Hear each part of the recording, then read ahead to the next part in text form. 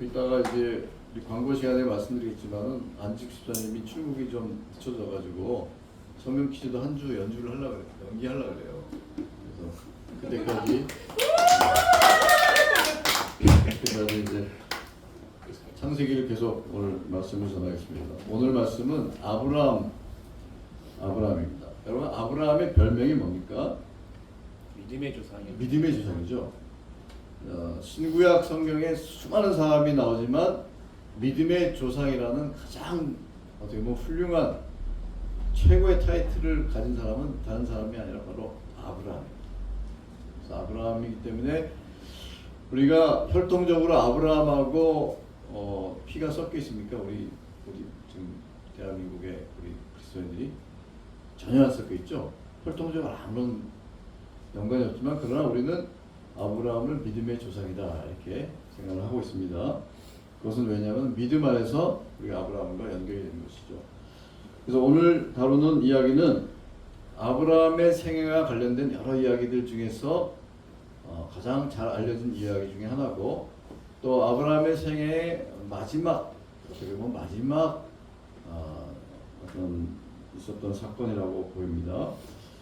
그런데 오늘 이 이야기는 사실은 또 동시에 성경의 독자들이 가장 당황하게 만드는 사건이에요. 왜냐하면 하나님께서 인신제사를 드리라고 명령하시잖아요. 이 아들, 이 사랑하는 독자 이삭을 번제로 드리라. 사실 당시 그 시대만 하더라도 그 가나안의 이 주변 국가, 특히 이제 페니키아 그 카르타고의 식민지들에서 나온 문헌들을 보면은 인신제사를 드렸어요.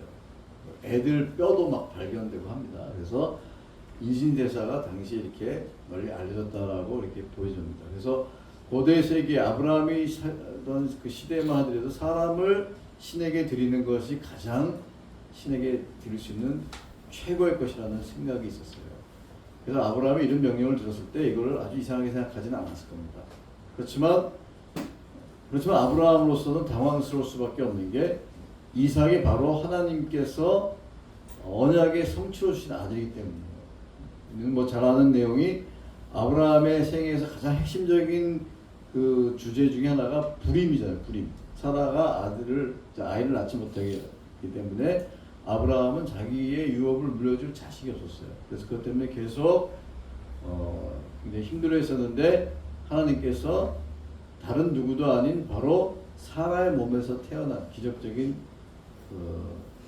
태어난 자식이 바로 이삭인 것입니다. 그래서 또 이삭을 통해서 하나님께서 아브라함에게 주신 그 언약을 내가 이삭을 통해서 이루겠다라고 약속하셨기 때문에 이삭을 번제로 드리고 나면 하나님이 말씀하신 그 언약이 이제 완전히 성취가 못 되는 그런 아주 모순적인 그런 명령인 것입니다.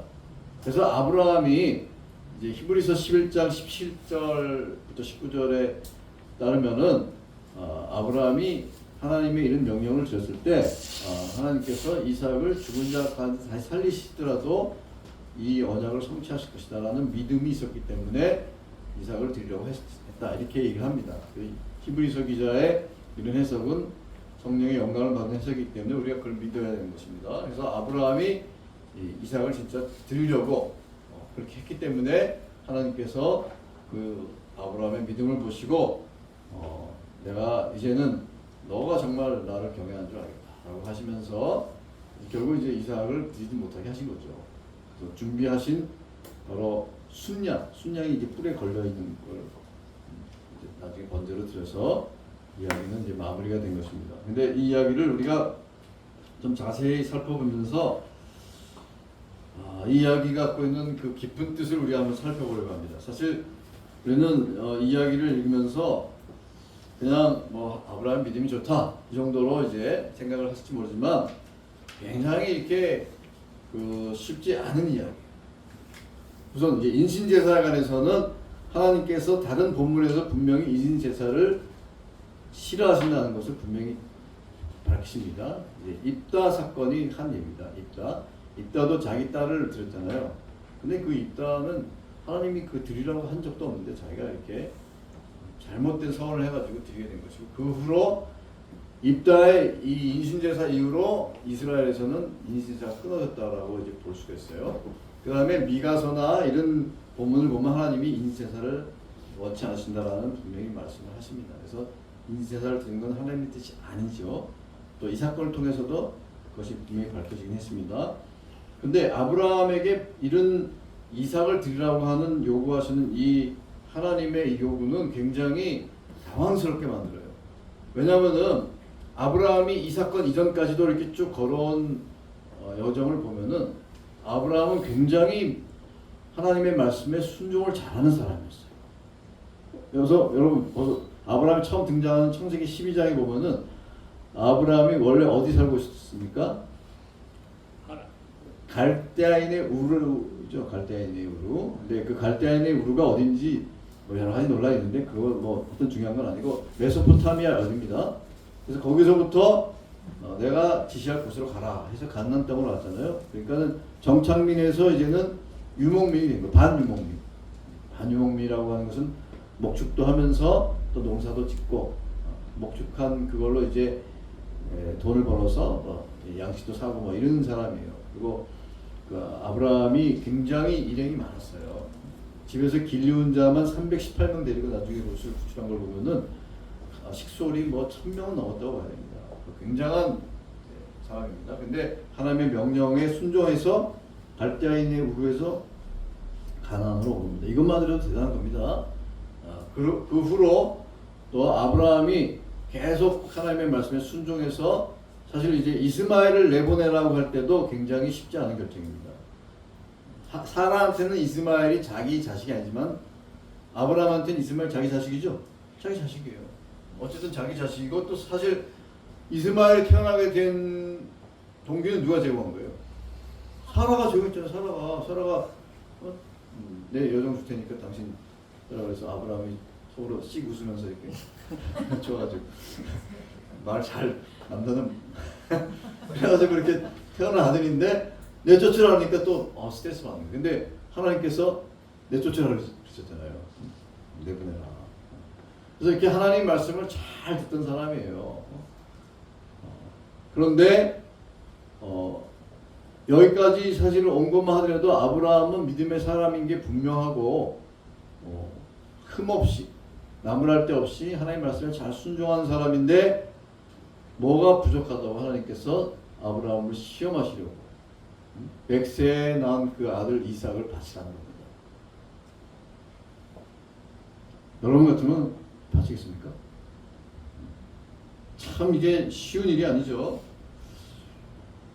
그래서 이제 아들 이삭을 데리고 이제 하나님이 지시할 땅 모리아 땅으로 이제 가는데 모리아가 어딘지도 잘 밝히지 않았는데 뭐 예루살렘이라고 주장하는 사람도 있고 하여튼 알 수가 없어요. 하여튼 사흘길을 걸어갔습니다. 사흘길을 걸어가고 번제에 쓸 나무들을 미리 준비해 가지고 그걸 누가 지었습니까? 이삭이 지었죠. 근데 이제 거의 두 종을 데려갔으니까 처음에 이제 나귀에다 두 종에다 싣고 갔고 두 종 보고 종 두 명 보고 넌 여기 머물러 있어라 하면서 거기서부터 이제 제사할 곳으로 이제 가는 고기는 이제 이삭이 지었죠. 그걸로 봐서 이삭의 나이가 결코 어리지 않았다고 봐야 됩니다. 나무를 질 정도. 그 다음에 이삭이 상황을 지금 파악하고 있잖아요. 이삭이 7절에 뭐라고 물어봅니까? 예, 불도 있고 칼도 준비되어 있는데 번제 드릴 어린 양이 어디 있습니까? 이상하잖아요. 이삭은 번제를 드리는 것을 잘 알고 있어요. 그래가지고 번제를 드리려면은 양이 있어야 되는데 재물이 있어야 되는데 지금 재물이 없어요. 이상하다. 이삭이 아버지가 나를 드리려고 하나 이런 생각을 했는지 안 했는지 알 수 없지만 그 뒤에 보면은 이삭을 결박했다고 돼 있죠. 이삭을 결박했어요. 여러분 그 성경 잘 읽어보셔야 됩니다. 9절에 이삭을 결박하여 제단 나무 위에 놓고 그래서 이삭을 결박하여 이 결박했다는 이 단어가 나옵니다.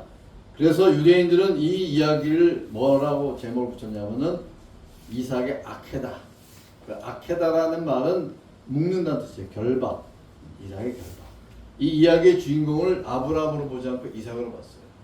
그래서 오늘 이 주어 뒤에 보면은 이 제가 이렇게 실었습니다. 혹시 주본을 읽으십니까? 제발 좀 읽으시기를 간절히 바랍니다. 제가 거기 보면은 유대인들은 이삭의 나이를 37세로 추정했어요. 그 추정하는 근거들이 있어요. 근데 이제 유대인들의 그 추정치 나이가 정확하다고 볼 수는 없습니다. 알 수가 없어요. 왜냐하면 성경 본문에 이삭이 몇 살이라고 나오지 않으니까. 그러나 분명한 것은 이삭이 나이가 아주 어린 아이는 아니었어요. 최소한 뭐 예를 들어서 뭐 8살, 9살이라 할지라도 이삭이 아버지가 자기를 묶어서 번제로 드리려고 할 때 그걸 이렇게 싫어요라고 할 수 있죠. 싫어라고 할 수. 지금 아브라함 나이는 100세 플러스 알파잖아요. 그럼 100세 넘은 노인이 최소한 8살이라고 하더라도 7, 8살이라고 하더라도 7, 8살 아이가 싫어요 하고 도망가면 그만이에요. 거기 서라 그런다고. 야 거기 서라 그런다고. 조그만 애가 막 도망가면 끝나는 거죠. 그러니까 여기 이제 본문에는 나오지 않지만 이삭이 이 사건에 자발적으로 순종했다고 볼 수가 있는 거죠. 그리고 이 본문을 천천히 읽어보면은 우리가 성경 퀴즈 하는데 이 성경 퀴즈의 목적은 성경을 자세히 읽으라는 겁니다. 성경을 자세히 읽어보면은 이 7절에 나오는 내용들이 굉장히 어색합니다. 이삭이 내 아버지여 그러니까 아브라함이 뭐라 그래요? 내 아들아 내가 여기 있노라. 히브리어로 보면은 아비 그러니까는 네 바요메르 뭐니 힘내니 뭐 이렇게 얘기하는데 이게 일상적인 대화에는 잘 어울리지 않습니다. 여러분 일상적인 대화면 어떻게 돼요? 아버지 뭐 아빠 그러면은 뭐라 그래요? 아빠가 왜 그러죠? 왜 그러지? 아들아 내가 여기 있노라. 누가 그럽니까? 이상하지 않습니까? 여러분 성경을 읽을 때 이런 거 좀 이상하다라는 걸 캐치하셔야 돼요. 자 그러면 이 본문이 왜 들어갔느냐? 제가 이걸 이제 깊이 이제 읽어보고 제가 내린 결론은 뭐냐면은 여기서 아버지와 아들의 관계를 이 독자들로 하여금 주목하게 하는 겁니다. 아버지와 아들이구나. 그리고 이 아버지와 아들은 아버지를 신뢰하고 아버지는 아들을 사랑하는 그 부자입니다. 그런데 여기에 아들이 결정적인 질문을 하죠. 8절이에요. 8절. 그 7절에 이삭이 뭐라고 묻습니까? 불과 나무는 있는데 번제할 어린 양은 어디 있습니까? 이거는 당연히 할 질문이죠. 번제로 드릴 양은 어디 있지? 이걸 물어보는 거예요. 그런데 아브라함이 뭐라고 대답합니까? 그 8절에 아주 결정적인 중요한 본문이죠. 내 아들아, 여기 내 아들아라는 단어가 히브리어 본문에는 제 끝에 나옵니다. 번제할 어린 양은 하나님이 자기를 위하여 친히 준비하시리라. 아브라함이 여기서 번제할 어린 양은 너다 이렇게 얘기하지 않았습니다. 그런데 지금 상황까지는 이삭을 드리라고 했으니까 이삭을 드려야 되잖아요. 그런데 아브라함이 여기서 뭐라고 했냐면은 번제할 어린 양은 하나님이 자기를 위하여 친히 준비하실 것이다. 내 아들아. 히브리어는 그렇게 돼요. 내 아들아. 그래서 히브리어 본문을 읽으면은 번제할 어린 양은 하나님이 친히 준비하실 것이다. 내 아들아. 내 아들이 번제할 어린 양이구나. 이렇게 읽을 수 있도록 그 히브리어로 이렇게 되어 있습니다. 굉장히 문학적으로 아주 뛰어난 기법이죠. 근데 아브라함이 실제로 이렇게 그 본문에서 얘기를 했을지 아니면은 성경을 읽는 독자들로 하여금 이렇게 읽도록 한 것인지 우리는 뭐 후자일 수도 있지만 어쨌든 간에 아브라함이 여기서 한 내용은 굉장히 핵심적인 내용입니다. 하나님이 친히 자기를 위하여 준비하실 것이다. 여기 준비하실 것이다 해당하는 히브리어가 라입니다. 라는 직역하면 본다는 뜻이에요. 영어로 see. 하나님이 친히 보신다. 그래서 보신다는데 그 라의 미래 완료형이 이르에입니다. 이르에. 야훼 이르에 로는 자기를 위하여. 야훼께서 자기를 위하여 보실 것이다 이거예요. 그러니까 여기 본다라는 말 속에 준비한다라는 말이 의미가 들어있는 것이죠. 하나님이 자기를 위하여 친히 준비하실 것이다. 보실 것이다. 이게 바로 핵심적인 내용입니다. 번제할 어린 양은 하나님이 준비하실 것이다. 여기까지는 그게 번제할 어린 양이 이삭이죠. 근데 하나님 이제 아브라함은 하나님께서 이삭을 바치라고 하니까 하나님이 이삭은 언약의 성취인데 이삭이 죽으면은 언약 나를 통해서 또 이삭을 통해서 이루려고 하시는 하나님의 언약이 다 무효가 될 텐데 그런데 하나님이 드리라고 하네. 하나님의 말씀에 순종해야 되겠다라는 그런 생각을 가지고 이삭을 결박해서 칼로 죽이려고 한 거죠. 그때 다급하게 이제 하나님께서 여호와의 사자가 불러가지고 드리지 말아라. 네 진심을 알게 되었다. 그러면서 이제 수풀에 걸려 있던 그 순양을 번제로 드려서 이야기는 해피엔딩으로 끝나는 겁니다. 자, 그런데 이 이야기를 우리가 곰곰이 이제 분석해 보면은 참으로 아주 깊은 의미들이 있습니다. 첫째, 아까 얘기한 것처럼 7절에서 내 아버지여 하니까 내 아들아 내가 여기 있노라. 이 본문은 둘이 부자 관계를 이렇게 초점을 우리가 주목하도록 하는 것인데 우리가 이 이야기를 읽으면서 저는 이 이야기를 읽으면서 아브라함의 이 심정은 뭡니까? 지금 하나님께 순종하는 마음으로 자기 사랑하는 독자를 드리려고 하는 이 마음이잖아요. 이 마음은 우리가 여기서 누구의 마음을 조금이라도 읽을 수 있는 겁니까? 네? 하나님이시죠. 제가 이 본문을 읽으면서 참 감동이 오더라고요. 전 눈물을 흘렸어요. 하나님의 마음. 하나님께서 이렇게 해서 내가 내 사랑하는 아들 예수님을 이 무지렁이 이 백성들을 위해서 십자가에 내맡길 때 그 하나님의 심정이 어떨까? 이것을 읽는 독자들로 하여금 조금이나마 읽게 하시는 것이 아닌가 이런 생각이 듭니다. 그래서 하나님의 마음, 내 사랑하는 독자를 죽이려고 하는, 죽기까지 내버려주는 그 마음을 읽어야 되는 것이고, 그 다음에 이삭의 아케다라 했죠. 유대인들이 결박당한 이삭. 근데 다 놀라워요. 제가 여기 주보 보세요. 여기 주보 보시면은 다 써놨는데 여기 보면은 뭐라고 되어 있냐면은 그 유대인들의 그 문헌이 있습니다. 유대인들의 문헌에 보면은 거기 그 뒤에 쭉 한 중간쯤에 보면은 중간 끝에 보면은 유대인들은 이걸 뭘로 이해했다고 되어 있습니까? 유대인들은 이삭이 짊어지고 갔던 나무를 뭘로 이해했다고요? 십자가 형틀로. 네? 기독교인이 아닙니다. 잘 보셔야 돼요. 유대인들이 십자가 형틀로 이해했어요. 그리고 창세기 라빠 56장 3절 창세기 라빠라고 하는 것은 창세기 주석이에요. 유대인들의 주석인데 거기 보면은 그는 자기 어깨에 십자가를 지고 가는 정죄받은 사람처럼 보였다. 이렇게 얘기해요. 그러면서 왜 이렇게 얘기하냐면 이삭을 누구로 이제 생각한 거냐면 희생당하는 순교자들의 모형. 그래서 결국 이것이 이제 어디까지 연결되냐면은 유대인들이 히틀러 때 얼마나 죽었어요? 600만 명 죽었죠? 600만 명 죽은. 홀로코스트라고 합니다. 이 홀로코스트라는 말 자체도 번제라는 뜻이에요. 번제를 홀로코스트라고 해요. 유대인들이 이걸 쇼아라 그래요. 쇼아, 멸망이라는 뜻이에요.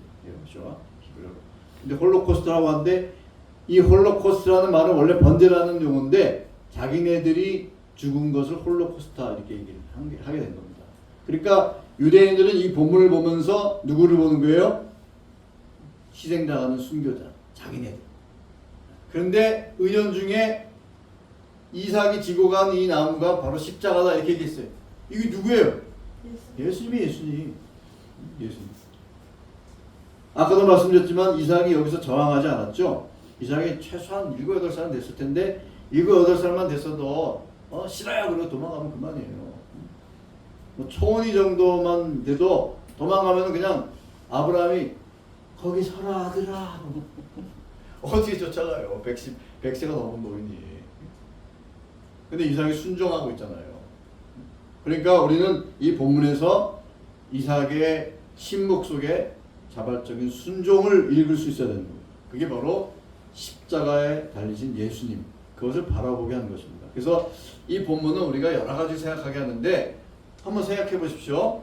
우리가 이 12절에 보면은 이렇게 하나님이 이제 사자를 통해서 이렇게 말씀하시는데 내가 내 아들 내 독자까지 내게 아끼지 아니하였으니 내가 이제 내가 하나님을 경외하는 줄을 아노라. 여러분 이 말씀을 읽을 때 우리는 참 신학적인 문제가 생깁니다. 그러면 하나님이 그동안에 아브라함의 믿음을 보고 아브라함이 하나님을 경외하는 걸 몰랐다는 얘기냐? 그리고 하나님은 전지전능이시잖아요. 전지전능하신 하나님. 그러면 전지라고 하는 것은 하나님이 미래에 일어날 일들을 아신다는 겁니까? 그렇죠? 우리가 인간과 하나님의 가장 큰 차이가 몇 가지인데 그 중에 하나가 우리는 미래를 모른다는 거예요. 전혀 몰라요. 미래를 뭐 예언한다, 점친다 이런 사람들 점이 둘 중에 하나는 맞아요. 근데 둘 중에 하나는 틀린 거예요. 왜?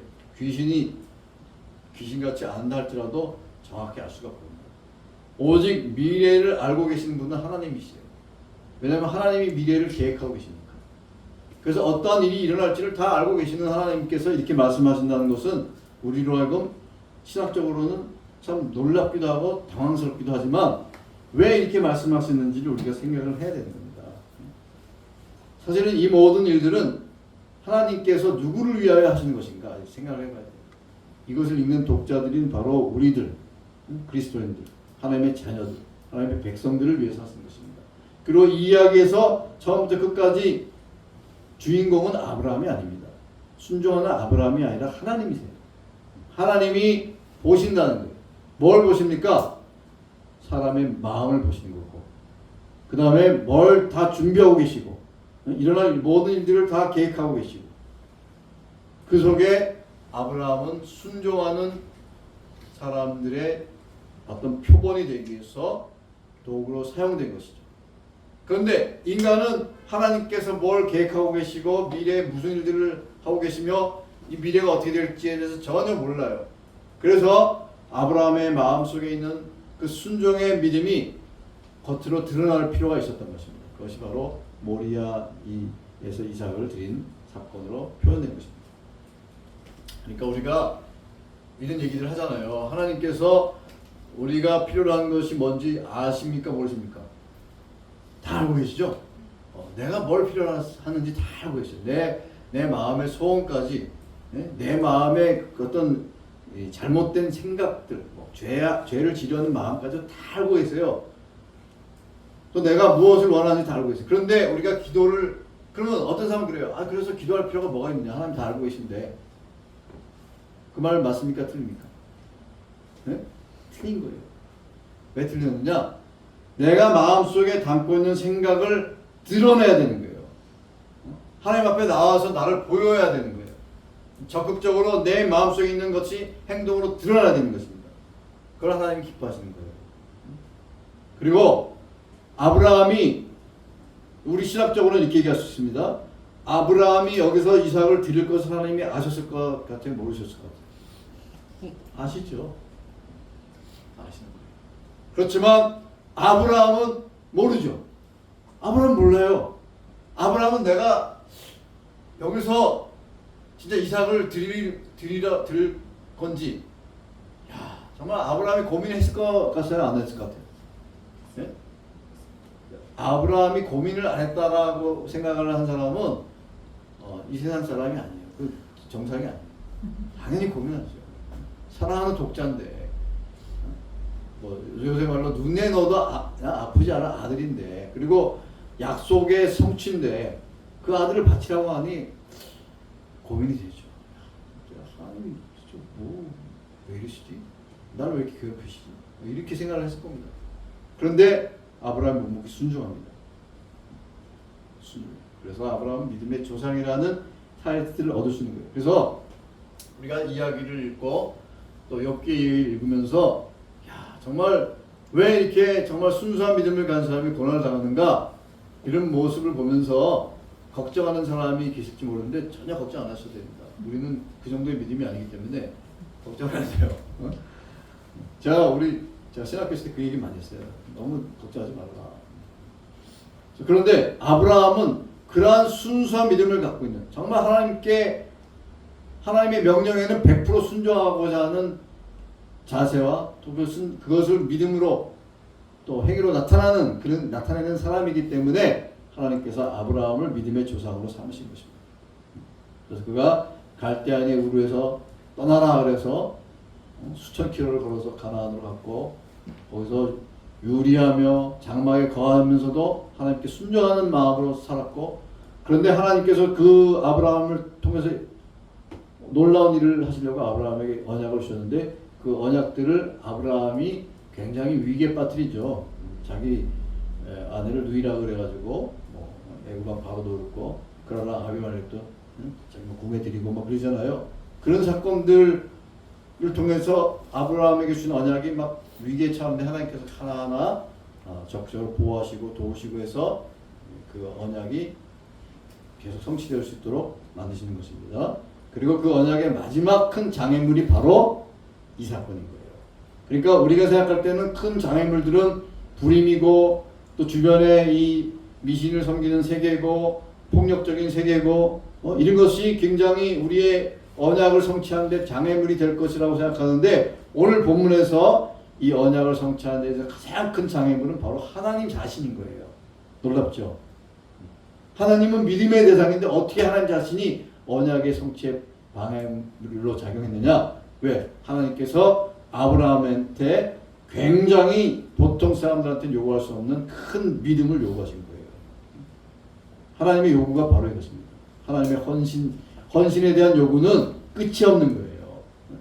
제가 늘 하는 얘기잖아요. 끝까지 막 지금 총알이 날라오는데 막 진지해서 막 사투를 벌이는 이 우리가 보병 최전선에서 막 전쟁을 하고 있는 소총 부대예요. 그래서 사령관님 빨리 군대 보내주세요. 그러면은 수고했다. 내가 빨리 군대 보내줄게. 이게 아니라 좀 더 버텨라. 한 달만 더 버텨라. 한 달만 더 버텨라. 제군들 수고하고 있다. 한 달만 더 버텨라. 한 달은 어떻게 버텨? 하나님께서 그렇게 하시는 거예요. 그런데 그걸 누구한테 요구하시느냐? 믿음이 없는 사람한테는 그런 요구 안 하십니다. 믿음이 있는 사람들한테, 순종하는 자녀들한테 그 요구를 하시는 거예요. 그래서 그러한 자녀가 된다는 것 자체가 하나의 큰 영광이고 하나님께 영광을 돌리는 거예요. 그래서 하나님의 자녀들 중에서 정말 믿음이 있고 신실한 사람들을 하나님께서 가까이 두시려고 데려가시기도 하고 그들한테 큰 보상을 주셔야 되는데 우리 생각에는 근데 그런 사람들이 고난을 받아요.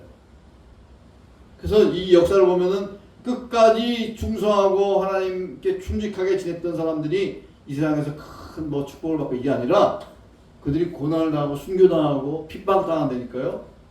놀랍지 않습니까? 이게 우리 인간의 이해로는 이해가 되지 않는 거예요. 그래서 아브라함 같은 사람을 하나님께서 딱 선택하셔가지고 큰 시험을 하셨는데 그 시험에 통과하는 거죠. 아브라함. 믿음이 있으니까. 그래서 오늘 이 말씀을 통해서 우리는 이제 두 가지를 이제 배울 수가 있겠죠. 첫째는 아브라함의 믿음을 우리가 본받아야 되겠는데 사실은 아브라함의 믿음이 우리의 모범이 되기에는 너무나 감당할 수 없는 믿음이에요. 여러분, 아브라함이 아버지로서 좋은 아버지입니까? 나쁜 아버지입니까?